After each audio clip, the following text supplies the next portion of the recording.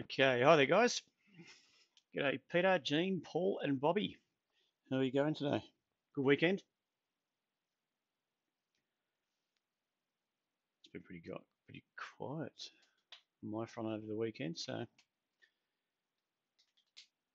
just had to catch up with a bit of work over the weekend, so it was good just being away from the computer a bit.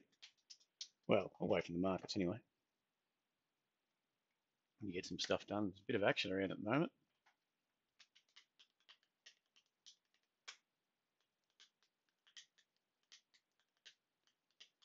Fantastic. So we'll get up and running. There'll probably be a few more people filtering in slowly, bit by bit. Like I said last Wednesday, we're changing tact a bit rather than just talk about what's happening in the market for the first 20 minutes. I think you do that once a week is more than enough. I think most people have a handle on that at the moment. If anything dramatically changes, we'll obviously look at the charts, especially on the ASX mainly, but on the Dow and things like that, just to see where they're at. The news flow, look, nothing's really changed there. I think a bit of a chat about that today, but what I want to talk about is, I guess, like the topic suggests, or like the um, on the alert, the heading suggested, where I sort of chat over or run over a bit about going through old charts, going through old trades, whether you do fundamentals or technical. I always put everything on a chart. Well, I used to, probably not so much anymore, but especially intraday. In the past, I would always put everything on a chart. When lose or draw, I'd mark it up. And the early days when you're getting knocked around a bit, or you're trying to find your feet on your style of trading, it's always great. Look, I think it's a great habit to get into. It's a great habit to mark it up on there. Not only your entries, exits, or with your support, resistance, and all that sort of stuff, but also some notes on what you were thinking, what you're looking at, because everything's live time when you're going. It's easy to look back after the fact, a day later or so, and go, oh, okay, that stood out like the proverbial. I should have done that. But when you're in the thick of it, you don't know. So I've got charts where I've got 20 trades. You just go all over the show. I look back on that now, and yeah, as you progress, it's good to look back on stuff and think, oh, geez, what was I thinking there, or what was my major flaw, or have I worked it out? And if you haven't, you better get onto it. If you have, great. Um, so I think I'll just touch on that. We've got an example on it, and with our shares, with our alert service, anyway, we've got a snapshot of every trade we've done, everything we've looked at. There's a bucket load of stuff I've got there, but plus I've got quite a bit on, which I'll show you more on the SPY, which helped me learn my craft, I guess you'd say. We'll go over that. So any questions, feel free. And if you do want the charts, just shoot us an email to support@tradesetup.com.au, and I could just send out those charts. There's not a lot on them, but it's worthwhile. Uh, okay, first thing, anyone that's new, thank you for joining us. If you watch this later on, thanks for watching it after the fact. But um, any questions anyone may have after the streams, you're more than welcome to send us an email. Like I said, at support@tradesetup.com.au, and then we can answer those hopefully via email, or it could be a discussion topic you might want to touch on the following week. If you've got any ideas, what sort of floating you go to bit, then just send it through, and we'll see what we can do. What you can see on the screen, we got our general advice warning. Top left is, I think you can barely see it now. That's our Twitter. So it's @trade_setup. Facebook, the top right, but most importantly, which you can probably just see, I think, is our YouTube channel. Subscribe to @TradeSetup, capital AU, or one word. All right, let's get cranking then. I'll minimize that. I don't think I have to change anything. If I can get rid of it. There we go. Close that. Peter, yeah, Banking Royal Commission, final report out. Is it tonight? I thought there was something. I thought there might have been something out today. The bloody SPY. If anyone was watching the SPY, the market on the opening, we got poleaxed from the Friday. Got thumped down to support. I didn't expect it to get down there at all. I thought a lot of it was factored in, but they're whipping the market around left, right, and centre at the moment. You can see by the SPYs, it's pretty much a massive washout. I'll get you that up at the moment. So this is what we're looking at. The market, you were thinking, okay, that's closed around here, and this is on the SPY futures, closed here on Friday night, or early hours of Saturday morning, sorry. expected to pop up, and it's just washed out the high. So it's sort of done what a lot of people would have expected, and then turn around and squeeze them out. So anyone that's sort of buying the way down here or bought up the way here, been completely squeezed out, and that was a massive washout um, of that 57.90. And if you can go back, that was sort of that support zone, probably better support zone just down here, which is more in line with 57.89. So it's washed out that support zone way bit down here, and that was quite a big drop off the side of the cliff. And I was actually looking at it in here for a long, thought I'd run it up for 5 or 10 points. Instead, it's just absolutely taken off and pretty much took out the high from what was that, about 4 a.m. Saturday morning, which that's a big effort for me, a big wash out of the lows and then bang, bounce straight back up. And you can see that's a 5 minute chart. It did not turn back. It just went green candle after green candle, big acceleration up to the where it opened, straight through that without looking back, and then squeezed out. So anyone that's sort of short on identity has to try and squeeze them back out. It's a very choppy action. I think a lot of that sort of washing, rinsing people out of the market has got to do with the Royal Commission. So it'll be interesting to see how that goes later on, what they do. I'm a real negative bugger. I think they do bugger all, to be honest. I mean, they talk a good talk, the government, but when it comes down to it, the banks run everything, don't they? I'm a bit of a pessimist like that, but it'd be interesting to see what they do, how they handle the financial sector, because it's a money-making machine. I don't think anyone wants to tamper with that. But look, we'll see how it goes. It'll be a political bloody move, if anything. Um, so yeah, what you can see in the market during the day was just whippy price action, and I think it's I find that strange, not so strange. What have we got here? Um, this is the XJO. If you watch the intraday action, now this is, I put on the 5 minute chart. You sort of open down and bang, straight back up.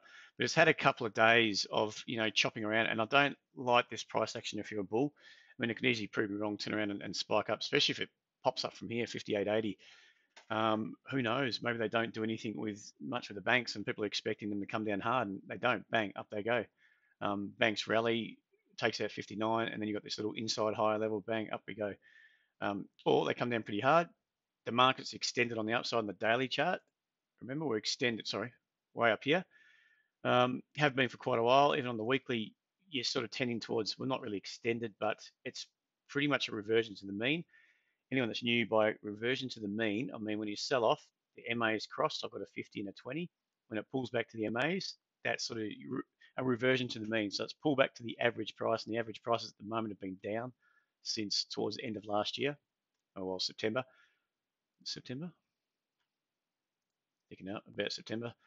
So it's popped back to the mean and that's, I mean, for anyone that likes your technical short, likes your technical studies and a reversion to the mean, that's where you'd be looking for a short term or a short trade. On a setup like this, revert, and then you're dropping it down to your daily. So really with our eye on the daily to see what happens from here. Whether it can just roll over, but it's just that intraday action, which is it's just very choppy. To me, that's, strong open here, sell off into the close, and then even pop back up into the close, sorry. And then another sell off the next day sell off, then bang, straight back up. I mean, if you're trading that from a technical basis, you've got no idea what's going on, to be honest. If you're trading specific stocks, yeah, they could still trade technically nice. And there's no real fundamental push, I'd say, behind this. It just seems to be really choppy price action. But yeah, it's something we have to keep an eye on. I was still thinking this could roll over, and then I'll be looking for more of a longer term higher low to build. I'm not too bearish on it. I think a lot of this work on the way down has done quite a bit. Unless something big comes out of the sidelines, like a GFC, no one expected that. It come and hit us pretty hard. We did basically get hit, bounce back, and when more news come out on what was going on and everything, that basically pullback was a 50% retracement. Go and look at, I think, 2007-8, and then started 2008 or so, somewhere around early 2008, it got hammered, and we all know what happened from there. So that sort of something that came out of the sidelines we didn't see coming. If I was going to get really bearish, I don't think I'd be able to see it coming apart from what I could be viewing on a chart.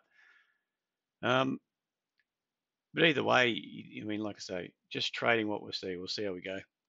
Now the Dow. Let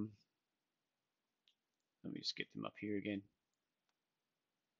Have a quick look at those before we get on to our topic. The Dow, it is stretched up here. It just keeps chugging away. We'll have to see if it starts running out of steam above 25,000. I mean, those candles are nothing too um, too serious. They're not expanding too high. And don't forget, I think if the market's still waiting, I think the key driver at the moment is China, trade.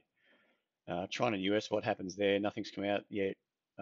Jobs come out were quite handy. I think they were more than expected on Friday night, but that could be just because it's been closed down for a while. The data coming through because of the shutdown, I think the data was a bit misleading previously, or they didn't have the full data release. So maybe even though it's been up, I mean, what am I trying to say? It was up better than expected. I think they're up 100 and something thousand expected to come up 300,000, but the unemployment rates pushed from, was it 2.9 to 3%, or 3.9 to 4%, 4% I think. So that was a bit of a pop. So it's still got a jobs market over there. It's growing, but it's not pushing inflation out of hand at all. And we know what's happened with the Fed. They backtracked and they're going to go on hold in the US. It did give a bit of a pop on the US, but they're still capped.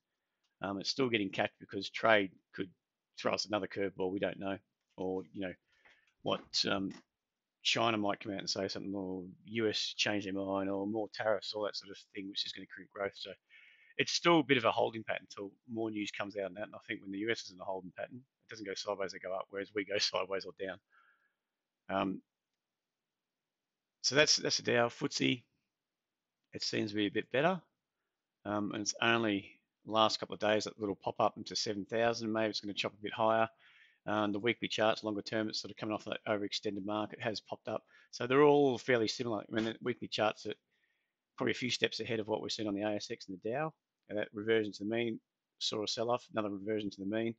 The FTSE's got obviously Brexit to be worried about. Look at the DAX. DAX a bit the same. That's a reversion to the mean. It's below the long-term moving average. So the longer-term average is down. That could potentially come under a bit more pressure. If we take a step back to, oh yeah, look, we're all ever trying to figure out is whether we found the bottom or not, or what sort of price action is going to get us bullish in the market, shorter term or medium term, or longer term. Longer term, I'm not bullish. Shorter term, I'm not bullish at all. And medium term, I'm not at the moment. But at the same token, I'm not really bearish, completely bearish on that. You'd want to see that price action play out, and I want a bit of a heads up. If you happen to get short and it does collapse, great. And if it doesn't collapse, then at least you can take some of your profits off the table if you have got short, if you manage to. But either way, it's not a static thing. Every day you've got to change. Look what the global economy is doing, what news is coming out, what's pushing the market, what are your daily charts saying, and just assess it day by day. And if you're right, hold your position. If you feel like it's continuing in your way, nothing's changed, continue to be either short or long. And if something changes, then reassess it as you go, tighten your stops, or do what you got to do. So that's it. It's probably all we really need to talk about. The big S&P, is that it? SP 500. It's a bit like the Dow. It's extended up here. There's no reason why it can't get further extended. I don't like the way it's got smashed down here and bounced straight back up. That V shape, I don't put a lot of faith into V-shaped recoveries if I want to be a bull. If I am bullish, I wouldn't get bullish up here for anything. But we'll just have to see how it goes. There's nothing else. I think sooner or later, you're probably going to get a clean out. You're going to run out of buyers sooner or later. They're going to continue to push that market up. And then that's when you get that flush lower. And that flush lower, you've got to assess. Does it come, like we've said a few times, does it come through does it come on price action? So that's the V shape. Does it come a wash lower from price action like this and it just gets heavy and then boom, away we go? Or does it come on price action where it's a deeper correction like this and then starts to, you got price action. So it's that initial drop. I should probably make that a bit bigger. By that I mean, 1, 2, 3. And that's what we always talk about, two moves. That is a bit different. To me, that's more bullish longer term, because then you'd be looking for this type of action to get long. This is more bearish. You've got these people pushing it down, it's bounced straight back up, and then it's contracted sideways, and then starts rolling over. I think anyone that's bought bigger positions, whatever, is filtering out. It's sort of that, what do you call it? I always forget the word for that. Anyway, they filter out the positions and then start to roll over. More shorts get the confidence in that shorter term price action, and in they go. Whereas this is just that initial reaction down, It's not really held up by the bulls either. And then, because what you're doing here is really, if it is bullish, people are getting a bit bullish, they're getting squeezed in the market, and then they're finding out they're wrong pretty quickly. Whereas here, it's bounced back up, but that's not really, there's not bulls willing to stand in the way there, or buyers willing to stand in the way, and it has a deeper correction. And then they're probably willing longer term to start buying again and push it up. So that's the two sort of price action. I mean, who knows what's going to play out? I mean, it could be something completely different, but that's my standard go-to of what I'd be looking for. This, where it's a bit of dissipation in that energy or that momentum up, and then you get that rollover, and then we have to assess it whether it's going to be something like that or whether it's just going to, it could easily just push down to the lows, retest and bounce. We don't know, or what's going to happen from there. I mean, I guess you get what I'm saying.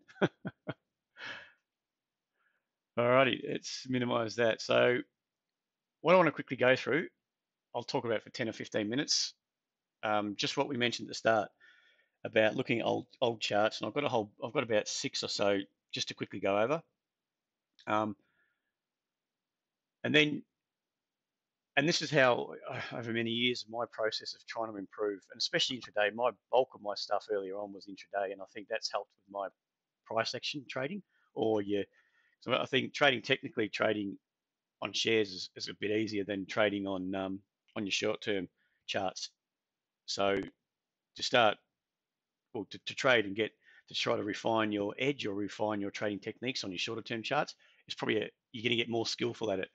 You're going to be a bit more, I guess, what do you call it, determined or disciplined with your charting and what you do, and it also helps with the confidence of getting back in. Whereas when you do your daily, your charts on your ASX, sometimes they can wash you out and they could just do nothing for a while. It's a really slow moving thing. And it's just harder to really improve your skills. So that's why I thought I'd just touch on that intraday price action of what we've done in the past. So what I would always do, any trade, let me just get that up. I'm going to find out where I am now. Any charts, if I'd done any trades on the ASX one, I would have, in the past, I would just put it on I'd have a spreadsheet of all my trades, win, lose or draw, put in the entry, exit, short or long, why, win, lose, all that. And at the end, just have some notes. And then put in some notes on what I was thinking, what was I was doing, and I'd take them in groups of 20. So one group of 20 and see what my results are, whether I'm getting 40% right, 60% right, am I making money, losing money, what's, including your costs as well, and everything. At the start, I was pretty consistently around 60 to 65%, somewhere around there, strike rate of getting it right. I was slightly profitable after commissions, but not exceptional. But what by doing that 20 trades, what stood out after a while, group of 20, group of 20, group of 20, would be what I was doing wrong. And that, along with taking notes on trades and your entries, and if you spot it, even if I didn't trade, a lot of the time I would go back, take a snapshot, draw on it on the chart just to see, just to mark up anything that I liked and what sort of price action.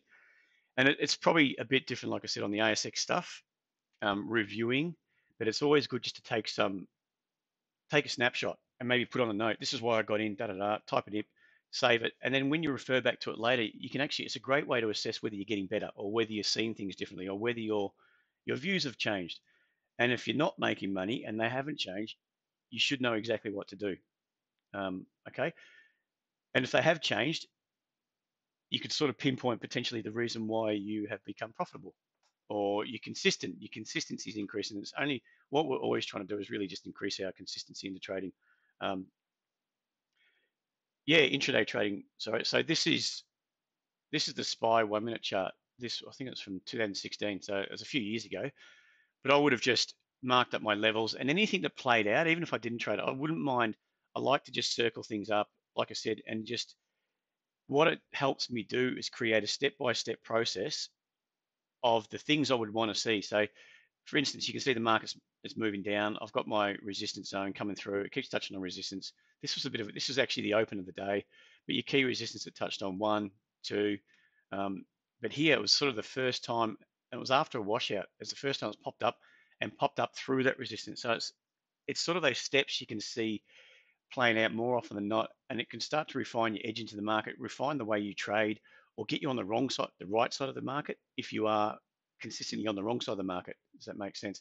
So I'd notice washouts. I'd mark up any washouts of a key level. Washout. Then what happens after the washout? If it's a washout, I mean, there's two things that can wash out, come back up, another lower high, and then this could have just potentially gone south. So instead of being a washout, it's more clearing out the stops, and then the heavy selling comes back in and it washes it down. But it is sometimes it's a bit of a heads up where it could be a change in trend. Something's changing, and what you can see from here, it's popped up from here. We've gone out the top side. It broke through a resistance level. So okay, what are we doing there? And you're just marking up, and from there, just marking these little wicks. There's spikes down to a resistance zone or a previous higher low. There are higher lows are starting to hold. You can see in here, higher lows are starting to hold. We've got a clear pattern starting to play out. And then from there, it's really just your entries. I don't know if I traded this one. I might have traded at 51.33. Oh, no, I didn't. Actually, I might have traded through, I don't know, 31 up to 33. In essence, and what I did find out through by doing this process and marking things up, not so much marking up the price action, but marking up my stats, was that I think I've mentioned this before. Two key things with me hasn't been risk. Risk is not really an issue. I don't let things. I mean, you've had the odd occasionally when you get pissed off and you move your stop. We've all done that, but generally I always have a hard stop in place. So if I bought it through here, for instance, I'd have my hard stop down here. Okay.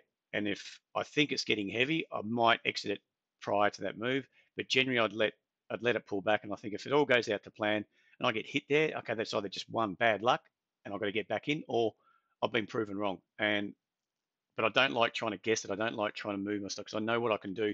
The times I have moved my stops, I tend to have just had a 20-point blowout or a 30-point blowout, just something dumb. So I don't like to do that. But what did stand out was on the upside. This, for instance, as I was learning the price action, trying to grapple with it in my head, what was working, what wasn't working for me, I tended to see in my 20 stats, there was at least one that kicked on, and there was no reason. I was on the right side. There was no reason for me to get out, yet I got out, locked in 5, 6, 7 points maybe. And then the markets kicked on another 5, 10, 15, 20. And I could have got at least 10 to 20 or 30-point gain on that. And all of a sudden, your 20 trades, you're consistently profitable. Does that make sense? So that sort of stood out to me quite a bit. My stats were pretty good, 60%, 40% wrong, no problem.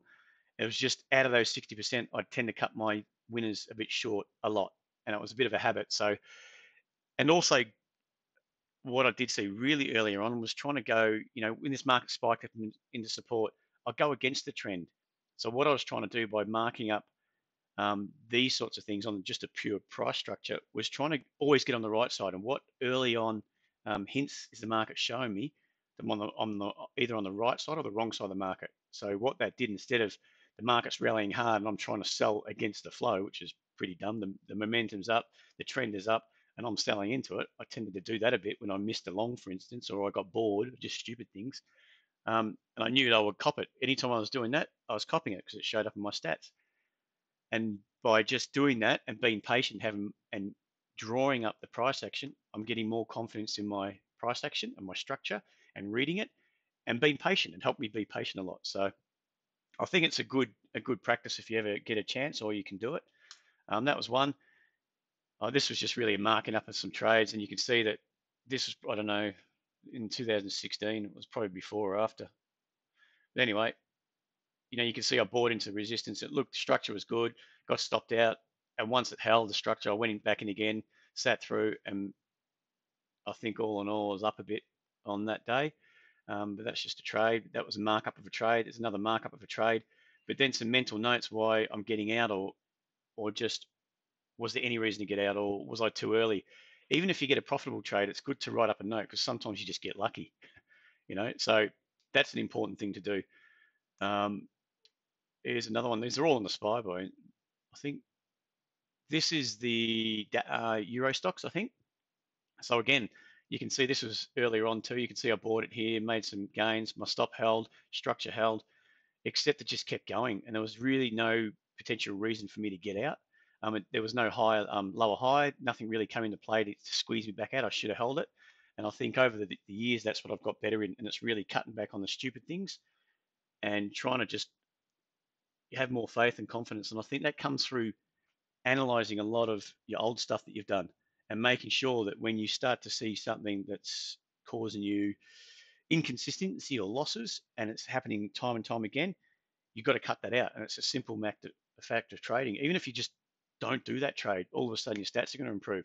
You might have to put a bit more work in and try to find trades, but it doesn't matter.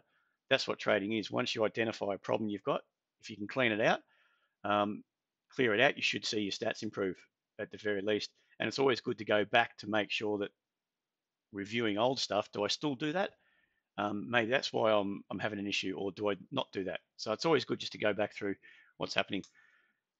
That was another one, but that's have trust in the 5-minute MAs and the 1 minute if they're down. So it's just really marking up some setups. You can see on the left-hand side, it's down, it's popped up, it's grinded back up, and then it started to roll over. You get another rollover, extension on the lows. This was a bit of a grind back up that would have dragged in some buys, and again, it just failed. So time and time again, it's failing, and you're going with the flow, with the MAs, just being patient and marking up what you would see here. We've got the washout, and we started to grind back up, took out the lower high, and then the direction of the trend changed. So it's just little things like that, marking that up. You know, if you're having a problem with it, go just mark up some random charts, even if it's stocks, anything. So yeah, we've got, this was really just perfect setups. I was just marking some setups on the, I don't know if I traded this. This was on the bunds. So anyone that trades the bunds, European bunds, I used to trade those a bit at night. Marking up the price action, marking out the washouts. You can see on the 30-minute, you probably can't see them. It's a bit small on the screen. But this is the 30-minute chart down here, and I think this is a 1-minute chart. I know this is a 5-minute chart down here. The levels were for my 30, marking up the 5 with the washouts, and then just noticing when it breaks a key level, you're looking for your pullbacks and you're looking for your MAs, reversion to the mean. Once it breaks up, get in. And then whether you hold it, take a partial, or however you want to attack it, it's up to you. But then I was just marking up. So that's me, the way I would mark up, write a few notes, mental notes on there, why I found that it worked, why it didn't work, and what was I seeing when it did work. So next time you're in a trade, you see something similar, it might help to jog your memory and help you to get on the right side of the market. I think that's probably about all I've got. All right. So that's some, and I thought I'd just quickly look over wrap. Now, anyone that doesn't know, wrap's a trade we had a few times. Well, I don't know if do I need to go over this, but this is just for an example of a share trade we had. Well, no, maybe I had. I can't remember whether we had it up here. Let me just check the results, sorry. So we had 3 nibbles at this. Well, nibbles. We bought it at 36.5 and got out at 37, so made next to nothing on it. That was back in August 2016, so might have been somewhere around here. I don't know what happened there, but that was the first trade. You know, when it popped up, I think we got flushed out. More than likely back then it was just stops were a bit too tight. I was used to trading futures intraday. The second one was somewhere around 42. We got out at 47, so that was better. That was probably somewhere through here, got out up towards the highs, and then you can see it obviously roll over after that. And I think the third one was 15.5 cents up to 18.5, and that was back in August 2018. So that was somewhere around here. We bought it through 15.5, and we got this little push up here. Now it's good. I think it's good just to look back on the trades, and you know, here I was actually in here personally. I think there was no alert on this, so we didn't have a position for trade setup, but I had this myself.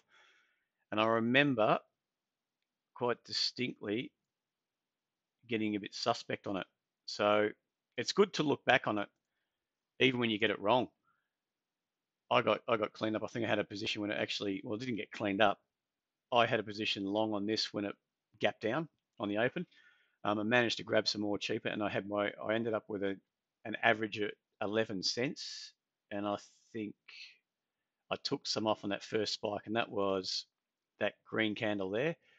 I think we bought some on the low, got out, and then I had another crack at it. So I had another few cracks at it to end up with, you know, it was a positive process, but it was really just bad trading because I was looking at this, and every time some news came out, you would have thought from the fundamentals and from the research they were doing and the news flow before that, those news flows should have been met with a good bullish action. Instead, every time it spiked up, it got knocked back down again. You can see that price action.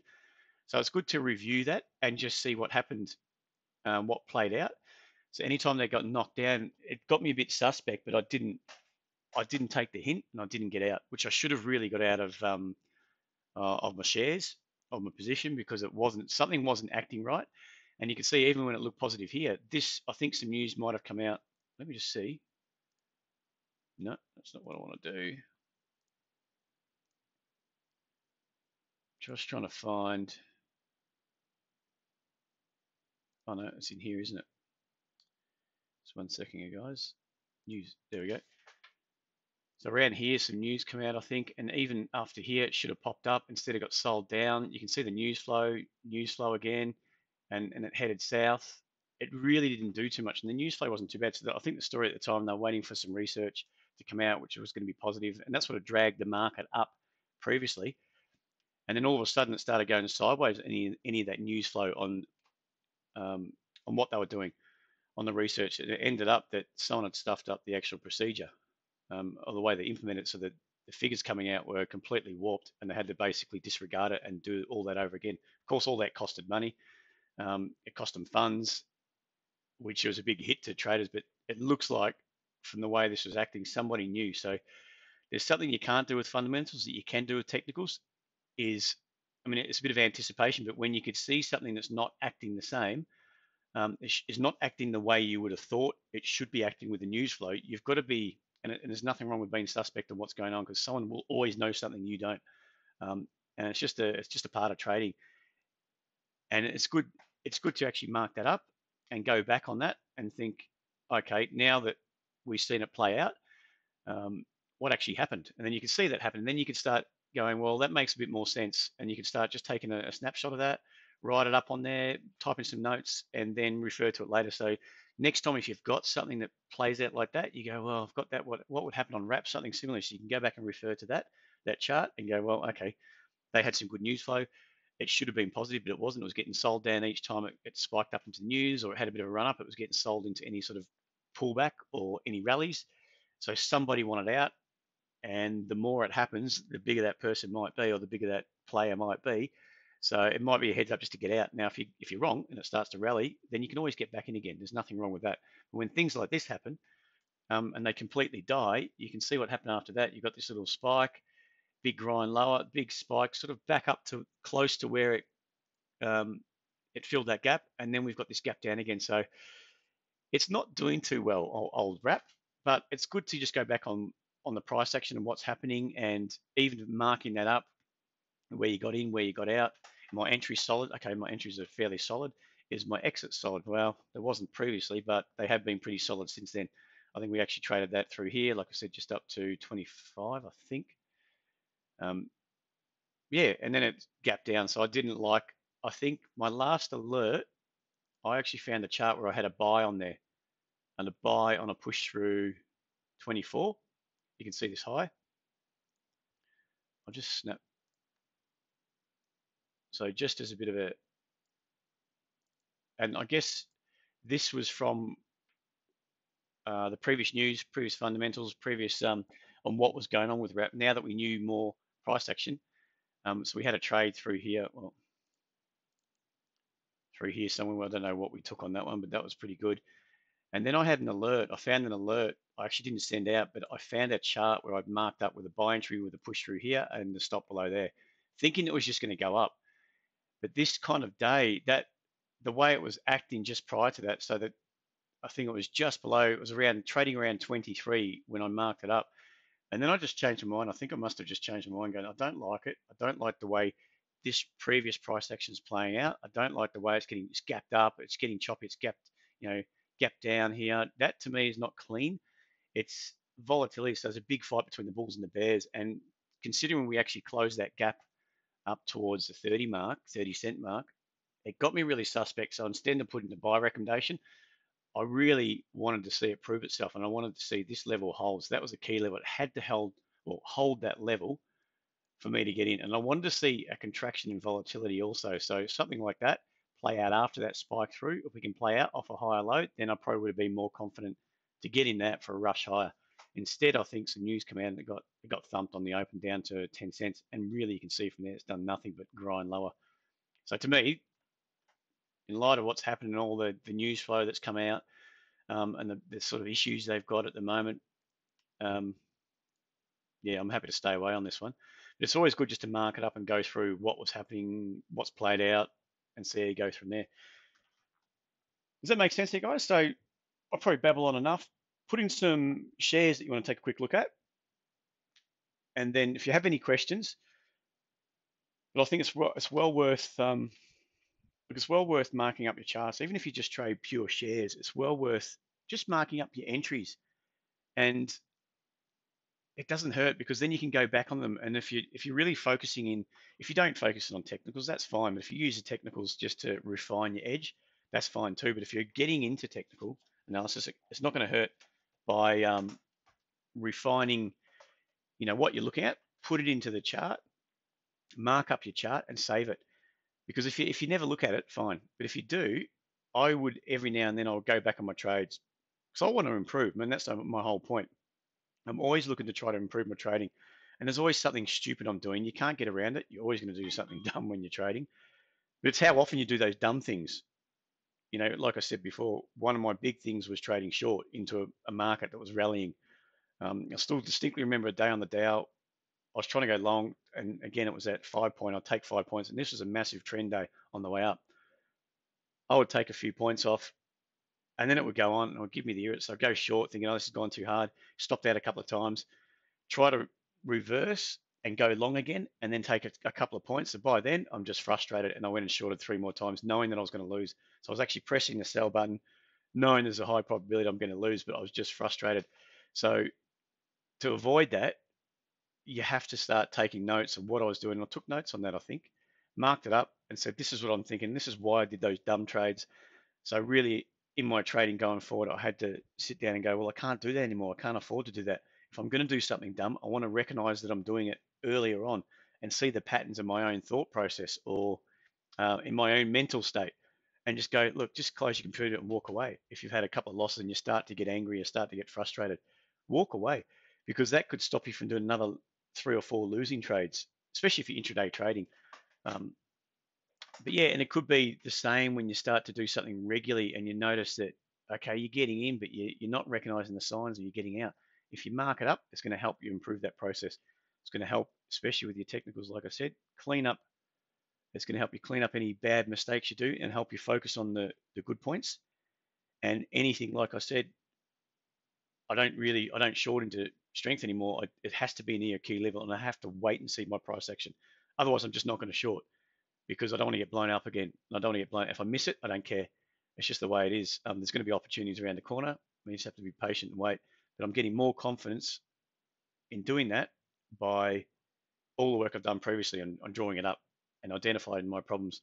And again, I like to get on the right side of the trend. So, I mean, everyone does, but marking it up. And one of the key things I'm seeing, if I think it could be a bit of a trend day, and just start to see that and start to practice that and embed it in your head, if that makes sense. Anyway, let's get into it. We've got Lawrence chucks something up, CNU.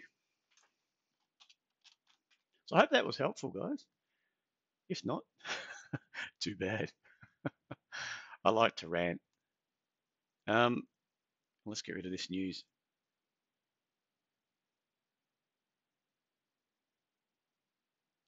How come it's not coming up now? There you go, EMA. Oh, news, here we go. Remove, done. Um, so this is your weekly chart. It's heading up. I mean, you can see that. There's probably no, well, we can mark it up. And it's always good just to refer back, especially the way we are lately, is refer back to your longer term trends to see if they're very strong, if they're in place. Because if you can take a short term in this market, a short term trade, or you're going to trade off the daily, and you're thinking about holding, you're really going to want to know what the longer term charts are doing. Otherwise, it could just be you're going to get chopped out. And in this kind of market, you could get chopped out in the open. It could just turn around you really quickly. So yeah, we can see that trend is pretty much up. We touched down here. We've got a support level through here, which held up quite nicely. Touchdown one, two, three, you can say four, and then started to hold some high lows. You can see this shorter term high low starting to hold a squeeze through. Nice entry there with limited risk inside these highs. You can see that it's pressed up and then it's consolidating around those highs. So that's consolidating around that breakout of around 450, which is this zone through here. And that's, whoop, You can see that consolidation just through here, which is looking good. I mean, it's consolidating the highs, it's consolidating the breakouts. So any sort of shorts, anyone, if there's a lot of negativity, they should have come in. And if they did come in, it was getting soaked up quite nicely by the buyers. So you've got to take note of that. And we're starting to curve back up again. You can see it's like we've got the push up, push back up, push back up. So that's called the bum trade, the bum pattern.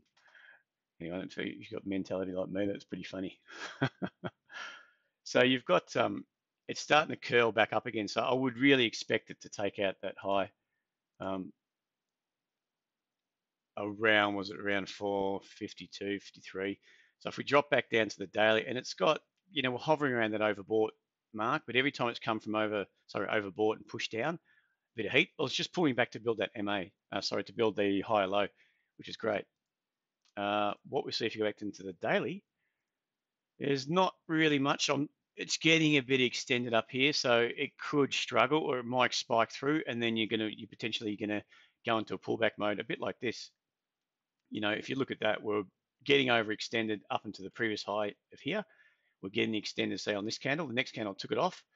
It washed out those highs, then chopped around. It didn't get too far before sellers come back into the market and pressed it down. So you probably ideally on this, I'd ideally look for that weekly high low to trade from. I feel if I trade from this level, I'm not going to get a much bang from a buck if I get an entry set up. Say, for example, if I get an entry set up, it pulls back, it builds a little entry, and it pops up, I get stopped in. I've got my risk, try to minimize my risk off a higher low, and then turn around and get squeezed back out on that pullback where you got, press down, takes out a few days or quite a few days lows, pops back up, lower high, takes out that low again, you get squeezed out, but that's just a weekly pullback. So you've got to take into context what's happening on the weekly. Is it a good idea to buy through a break of, say, 472, through these highs? My stop potentially would have to be down at 450. I get stopped in, it goes to 480, 85. And then you go to this weekly correction lower, I get stopped back out of the market. Or are you happy to have a really wide risk on that and find out that the weekly's going to roll over on you? Does that make sense? So I'm always looking for those entries with your probabilities that are quite high, and my risk and my potential return. So if I buy this off my daily, I don't think my potential return on the trade is going to be high because we are extending on the daily. So on the daily, every time it's got extended, we've had this little pullback. Extended, we've had a pullback. Extended here, pullback. So if we're extended now, we're going to have a pullback. We're going to wash out the highs. You get stopped in your trade, and you're going to pull back and get stopped back out again, and then chopped, and you have to re-enter. Even though the weekly trend hasn't changed, the daily trend hasn't changed, you could still easily get stopped out in it. So that's why I wouldn't trade this on that break, for instance. I'd be focused more on the weekly, on potentially a weekly pullback. I mean, this could work out all right. We never know what's going to happen. But all in all, I mean, if you bought it somewhere around this area, like I said, around the $4 mark or 410, great. You know exactly where your risk is at break even now or above, say below 420. You can let it ride a bit more. And that's the beauty of getting in the right zones. You can let the trade ride. Once you've got something under your belt, and if you're right, it should play out pretty quickly. And if it plays out pretty quickly, it just makes the trade so much easier. But if you buy on that breakthrough here, for instance, and then it turns around and goes straight against you, then you might find you're behind the 8 ball right from the start. And that's when the mental games start. They start killing you, and they could really get you out of a trade you probably shouldn't have got out of, or vice versa. So if that makes sense. So either way, long story short, that's heading higher. Weekly's higher, daily's heading higher. I mean, if you're going to buy that through the break, your stop's probably going to be around that 420 mark. Is that enough risk, or is that small risk? Great, then go for it. But either way, I mean, that is one that the trend is heading higher. You just don't want to get caught when the market crashes like that. You have these, and they're quite hard and fast, those sudden pullbacks. And we're getting, just trying to show you, if we draw that weekly up, and this is why I'm always trying to project the highs. Am I going to be late in the trend? And we say this is the volatility expansion, and that's probably a move up there, and that's because you can see, well, we only just broke that low. That's a leg up before we had some serious contraction. Another leg up, decent contraction. That's your leg up there, and we just come back down. So I'd say this is more sideways action through here. But then if you mark up that expansion, somewhere around 220 up to 440, so it's at $2.20. Take that from around 340, that makes you to 560. So there's probably still a bit of fat in that trade if that's our next expansion up, next leg up. We've got through some major highs there, like I said before on that weekly. Just change that into blue. So there could, oh, that's a horrible straight line. That's your highs there. You can see we've got through sort of that 450 mark. We could still be moving up to 560, could be the level we're looking for. So what are we getting there? Say what did I say? 420 up to 4. Say your stops at 480. It's a 60 cent. From 480 to 5 is about 80 cents. So it's not quite. It's just over 1 to 1. It's not quite 1.5 to 1. If that's the case, if that's where we're going to be concerned up at 560, I mean, it could pull back short. It could just take off. We're not going to know. But the weekly is getting up to sort of this extended mark as well. So you got to ask yourself, what's the probability of this gets continuing higher, dragging people up into the market for it to continue higher? Or if the market falls apart around us, the ASX, the Dow, or whatever, I can't see this going very much higher. If that makes sense, I just feel it could be running out of steam. But long story short, it's going up. All right, what are we on to now? A to M. Boom. Now that, to me, is a nice looking chart. I'm just looking for this. I'm steering clear of the week, the entry on the daily, because I mean, I've been wrong on this quite a few times. We were buying this way back below $1, bought it up and missed this massive run up, like the bulk of it, I missed, which gives you the irrits. Let me just tell you where we got in and out. I don't even know how many times we traded it. Twice. It's made a 2% loss, 2.5% made just under a 6% gain. So net we're up on it. But last trade we got out at 221. So that was way down here, just push up through here. And I could probably tell you now that was a dumb thing to do. It's quite obvious. So this was way back down here we got out. So we missed this run up. And I still kick myself about that, but you know, it's going to happen. So yeah, but looking at this weekly, it's extended up here. I wouldn't buy it up here. I don't care what the fundamentals are saying because, I mean, the amount of times I've listened to supposedly fundamental or the analysts. I mean, what was the one today? BDL or BRL? I can't remember. Someone put it up on Twitter, and I've liked it. All the analysts are basically neutral or buy recommendations, and a gap down on the open today, and it's getting hammered a bit. I can't remember what the stock is, so I don't put a lot of faith in analysts, and they tend to move their targets quite a lot. You know, if it's going in their favor, they move them up, they move them down. So they're really trading off a technical basis. They're not potentially trading off fundamentals. Because if you're undervalued, you buy, it's going to be overvalued at some stage. Where they should sell it, it shouldn't be moving things too much, in my opinion, anyway. So that's why I'm so inclined. And the other thing was hearing fundies talk. There was something, the last trade we had, I did actually go long on it, I think, and I got sucked in by them talking it up, thinking, okay, if it's got the support of the funds, and this is red bubble, RBL. Let's take a step back, look at that one. We bought it in here, boom, straight down. So you got to ask yourself, what are they doing? What are they saying? They're saying they're very bullish on it. That's the only one they're bullish on. Are they talking their book to try to get some interest in it to sell to, or is something else happening? So that's why I'm always suspect. I mean, I think we got in some, I can't remember, on RBL. It might have been in here somewhere. We didn't take a big hit on it, but it's, glad we got out in the end. Just trying to look. So we've got 173.5 out at 160, so 7% loss. That 160 mark, where was that? Is that right? 160 on the 29th of the 10th. So that was probably this candle. No, it's not. This candle. So we got done on that candle there, and that we minimized our losses, but you can see what happened. So that's why I'm always suspect on what's getting put out there in the ether, what you're reading, it's always good to read. I mean, I would love a chart that's looking like it's going up, and I'm looking for an entry, and everything I could read has been quite positive, because then to me, I'm seeing the support, the reason why it's going up, what I'm seeing on the chart has been supported by the fundamentals. But when you get someone talking their book and talking the fundamentals and it caves in, I don't like that. I just think you can do better. And that probably wasn't the world's best trade either, to be honest, brutally honest to myself. Had a good run up, put in a base here, started holding a high low. Really off the weekly, I should have waited till it got through that high. Instead, I was getting impatient, traded it from the daily, and anticipating that break up, and got caught accordingly. So that is another one to go back and review. For an example, review why I got in.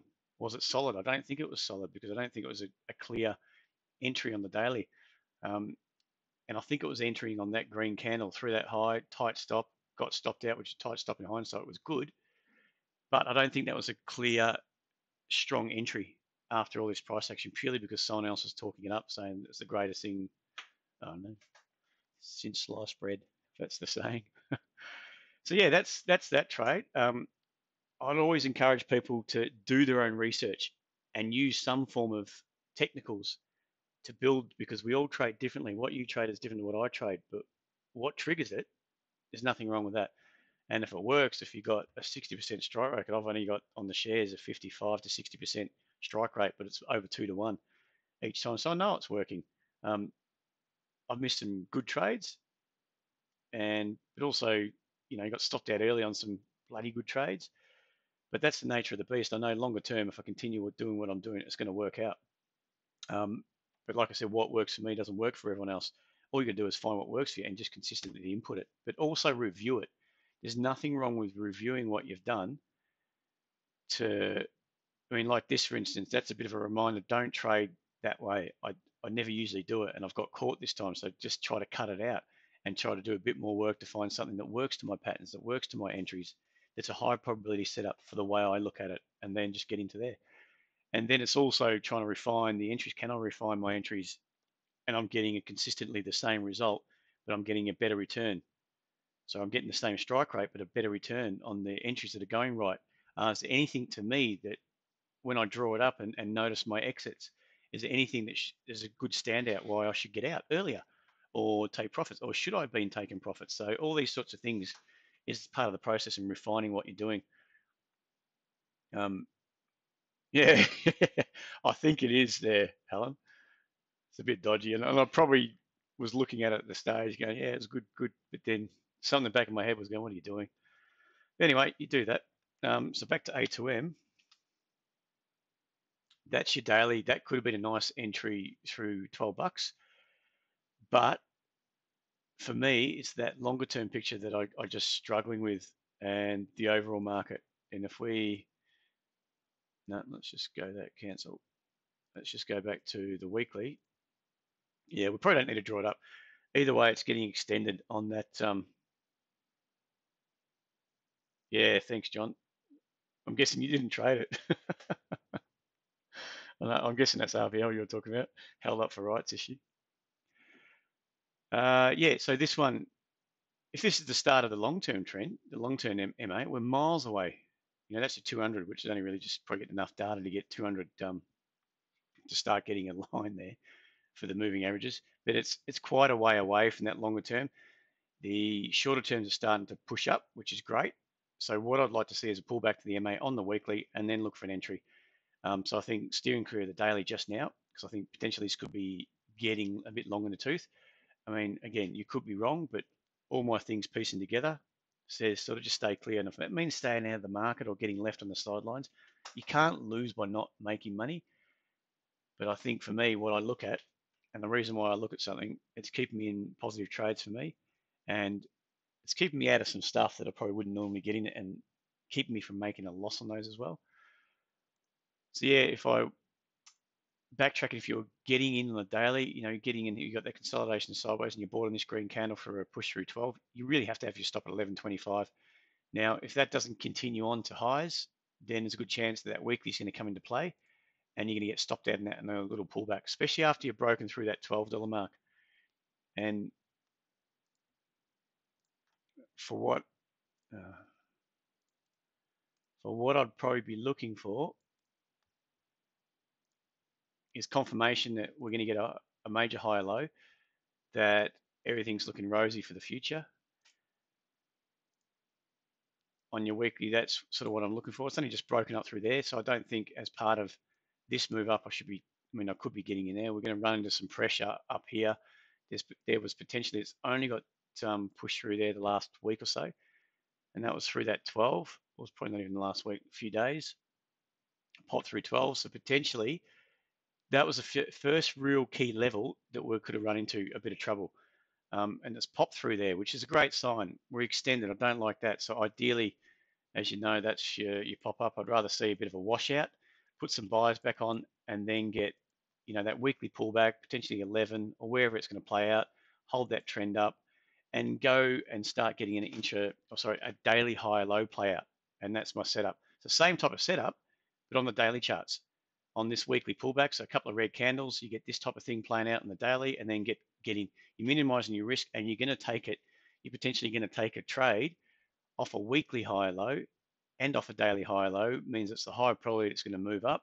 You've cleaned out a few late buys on the daily charts, and which whether they're locking in gains, who knows what they're doing, and there could be the fuel to jump back in again. It's probably coming up on the radar of some shorter term traders. All these sorts of things that could be a catalyst to get in when the market's rising, rather than buying into a pullback and not having your strategy defined. Because if you just sit it, like I said many times before, you sit on the bid, it's a good way to get caught, and you're going to get caught on every wrong trade you can find. There's going to be times you sit on the bid, potentially near a support zone, and you're going to be right. It's going to get you in, and then rally, great. But there's going to be times when you're going to left hanging too, hanging in the bid. It turns around and rallies. It is rallying hard. Everything's playing out like exactly what you think, and you're going to have to chase it higher sooner or later. So I'm always inclined to be buying into things like that, where it's not guaranteeing you, but that kind of setup is making sure that you're buying into a rising market. You're buying at the right time. There's going to be you're not really going to come under pressure during the trade. Whereas if you sit on the bid, even if you get it right, you can go into a deep correction and you have to sit holding it. It's negative. You're sitting there holding it for a while, and then it starts to rally, and then you spend 6 months doing nothing with your capital. All right. So that's why I'm always banging on about that type of setup. Now, that might not play out all the time, especially lately, but you've got more than enough trades you can find. So yeah, that's what for me on A2M. Now, what do we got? What do we got? What do we got? Current stop. Is this on A2M there, Lauren? And what was your A2M? I entered at 1065. Let's just go back and look at that. So just 1065, I've taken letting it ride now. 1065. Look, I'm assuming you got in this little spot. What's that high there? High. Or you got in through here somewhere with your wrist down here. Great. Nothing wrong with that. I mean, it was potentially before that. Yeah, it was before that breakout, but you're buying into rising market. I mean, you could have, the only thing I could see wrong with that is before that weekly trend, and you could pop up to 12 or 11, bang, straight back down again and get stopped out. But that's the nature of the beast. As long as you know where your risk is. But for now, if you've got your stop below that, that's fantastic. And then you sort of got a free hit at the highs. And if the weekly does come into play, doesn't matter, you booked a gain. But unlike us, if it doesn't come into play and it just keeps going, you're in. So nice work.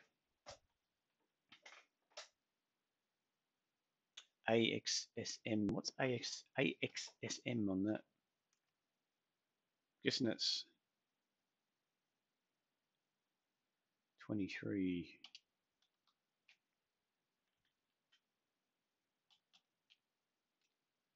Nothing pops up for me. NAN. Whoops, you back. This just takes too many ends.